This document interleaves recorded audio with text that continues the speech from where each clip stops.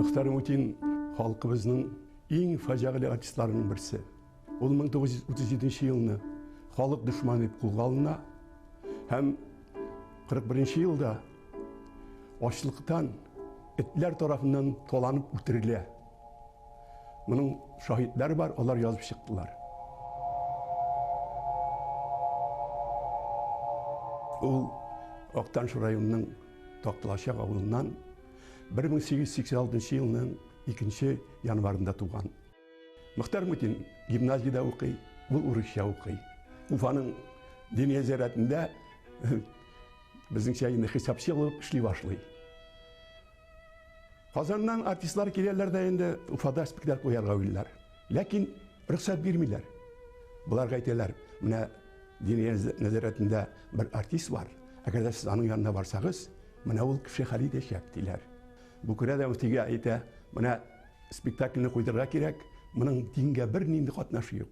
Бірде бір шылмағыз, бір күні хасыда болмайашақ деп, оңлатып спектакльні қойдыра.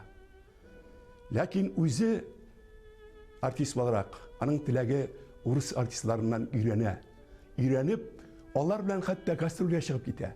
Олар Перимнен башлайлар, Омскідан, Новосибирскіда болалар. Ғынман бик көп зор гастроль бола. Бұл орыс артистлар білән ярышып, орысша монологлар сөйлей. Міне шуннан соңынданың шын талантлы артист екеніне орыслар шандыралар.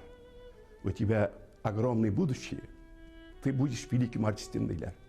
Шуннан бұл язмышын театр білән бәйләргә ойлай. 12 жылына Қазанға келе, 1912 жылына. Ләкин аны театрға алмайлар не үшін? Чөнки ул жандармерия күзәтү астында була. Аны кертмиләр. Ул инде шул вакытта ук социалистик идеялар белән агуланган була. Революциялар белән бәйләнешкә кергән була.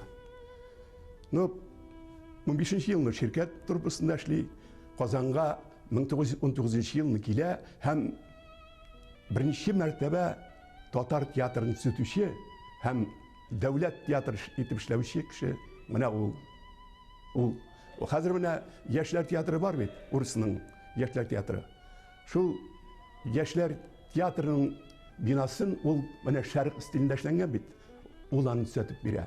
Монда беренче мәртәбә эшчеләр алалар, киендерүчеләр, костюмерчылар, бүтін кешеләрне әзерлиләр һәм беренче дәүләт театры шулай итеп ачыла. Безнең күңелгә ул шулай кирип калды. Әлбәттә, Европа классик әсәрләрен уйнап. Аның беренче эше шул Шиллерның Юлбасарлар пьесасындагы Карл Мор роле. Шекспирның Отелло спектакле. Ни өчен ул кызык булган татар тамашачысына? Татар тамашачысына шуның өчен кызык булган. Беренче мәртәбә бит язылган булган. Нигә керәсең икән? Матур паркларга язылган. Собак и татар не пускать дип. Монда халык карый беренче мәртәбә кара тәнле кеше ак тәнле кыз белән кавышкан. Әле җитмәсә кара тәнле кеше ак тәнле кешеләргә караганда гадел, намуслы һәм шул хәтле ярдәмчел кешеләргә ышанучан.